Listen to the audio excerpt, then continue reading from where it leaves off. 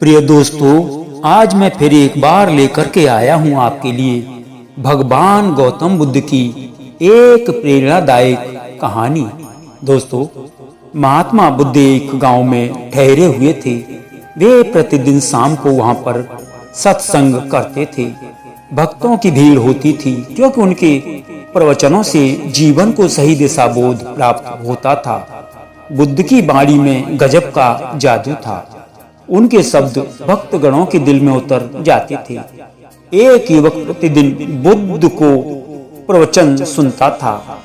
एक दिन जब प्रवचन समाप्त हो गई तो वह बुद्ध के पास गया और बोला, महाराज, मैं काफी दिनों से आपके प्रवचन सुन रहा हूँ, किंतु यहाँ से जाने के बाद मैं अपने गृहस्थ जीवन में वैसा सदाचरण नहीं कर पाता जैसा यहाँ से सुनकर जाता हूँ।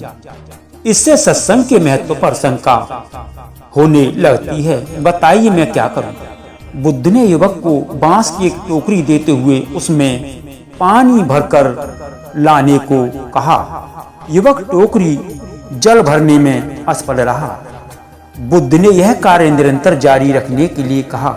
युवक प्रतिदिन टोकरी में जल भरने का प्रयास करता, किंतु सफल नहीं हो पाता था।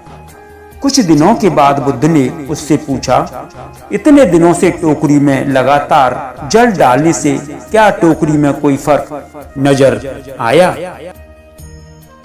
इस बात पर युवक बोला, एक फर्क जरूर नजर आया कि पहले टोकरी में मिट्टी जमा होती थी और वह काफी साफ दिखाई देती है और कोई गंदगी भी दिखाई नहीं देती, और इसके छेद भी पहले जितने बड़े नहीं रहे, बहुत छोटे हो गए हैं। तब बुद्ध ने उसे समझाया, अगर इसी तरह से टोकरी को निरंतर पानी में डालते रहोगे तो कुछ ही दिनों में इस टोकरी की लकड़ी घास फूलकर इसके छेद भी बंद हो जाएंगे और फिर इस टोकरी में पानी भर पाओगे।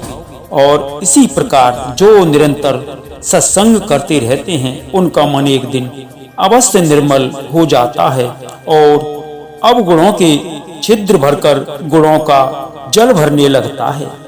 युवक ने बुद्ध से अपनी समस्या का समाधान पा लिया और निरंतर सत्संग से दुर्जन भी सज्जन हो जाते हैं, क्योंकि महापुरुषों की पवित्र वाणी इंसान के मानसिक विकारों को दूर कर सदा चार विकारों का आलोक प्रसारित कर देता है। प्रिय दोस्तों, भगवान गौतम बुद्ध की कहानी आपको कैसी लगी? एक बार कमेंट में जरूर लिखें। दोस्तों, कहानी अच्छी लगी हो तो ये दोस्तों के पास शेयर जरूर करें। दोस्तों, इसी तरह से हम आपको भगवान गौतम बुद्ध की प्रेरणादायक कहानी लाते रहेंगे।